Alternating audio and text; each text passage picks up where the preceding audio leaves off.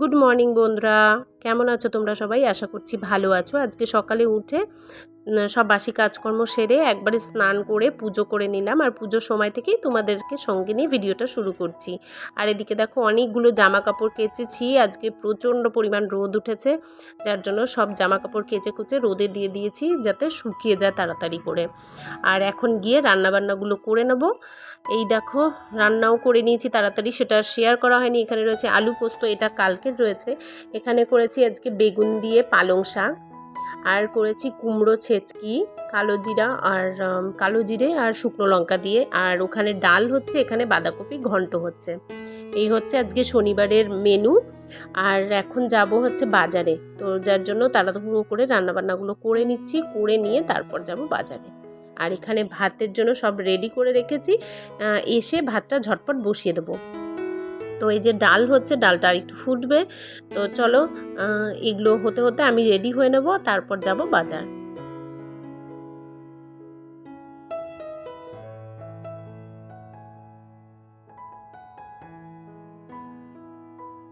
আর দেখো এদিকে ছেলে ঘুমিয়ে পড়েছে, আজকে ভীষণ অড টাইমে ঘুমিয়েছে, আর আমি এখানে রেডি হয়ে গেছি।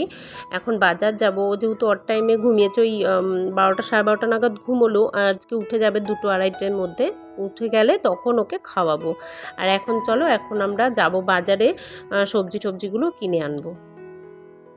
আর এই যে এখানে জেঠুর ভাত বেড়ে নিয়েছি, আর এইদিকে আমার ভাত বেড়েছি। জেঠুকে আলু পোস্ত দিলাম না, যেহেতু কালকের বাসিটা রয়েছে, ওই জন্য আর জেঠুকে দিলাম না, আমিই নিলাম ওটা। আর জেঠু বাসি একটা খায়ও না, আমি দেইও না জেঠুকে। মেন কথা হচ্ছে আমি দেই না বাসিটা, একদম পছন্দ করি না। যেটুকুন যা থাকে আমি খেয়ে নিই। আর হাজব্যান্ড তো এসব খাবে না, ওকে দুধ আর ওটস দিতে হবে।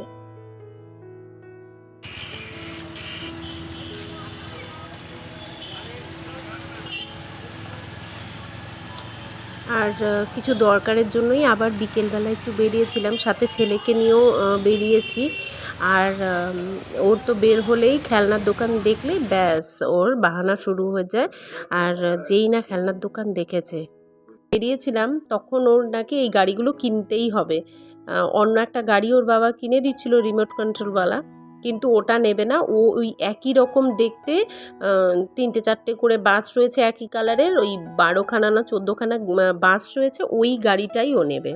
তো ওটাই নিল। আর এই দেখো এই স্কুটিটা একদম অরিজিনাল স্কুটির মতো, কিন্তু সব কিছু তেলের ট্যাঙ্ক ফ্যাঙ্ক সব করা রয়েছে। তো এটা ভাই এর আগের বার ওকে দিল্লি থেকে এনে দিয়েছিল।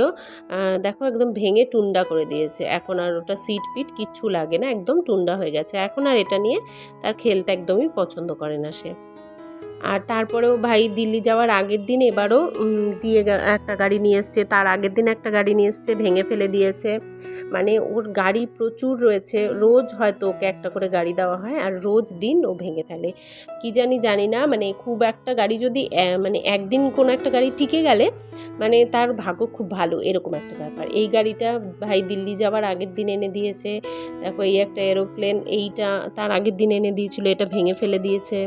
এই গানটা এনে দিয়েছে তার বোধহয় কয়েকদিন আগে, 4-5 দিন আগে ওটা ভেঙে দিয়েছে, এই আর কি। ও মানে গাড়ির সাংঘাতিক নেশা, আর গাড়ির চাকা খুলতে খুব ব্যস্ত থাকে, এই হচ্ছে ব্যাপার। চলো এখন চা খেয়ে নিই, সন্ধে হয়ে গেছে, তো চা খেয়ে তারপর একটু টিফিন বানাবো।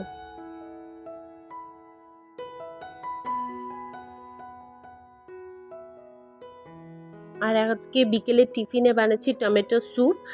সেটা দুটো কারণ রয়েছে, এক তো টিফিনে খাওয়ার জন্য বানাচ্ছি, আর দ্বিতীয়ত আমার সেকেন্ড চ্যানেলের শ্যুটও করে নিয়েছি এটা দিয়ে। তো এটা সেকেন্ড চ্যানেলের শ্যুটের জন্য বানিয়েছিলাম। তো মাঝখান থেকে তোমাদেরও একটুখানি দেখিয়ে দিলাম।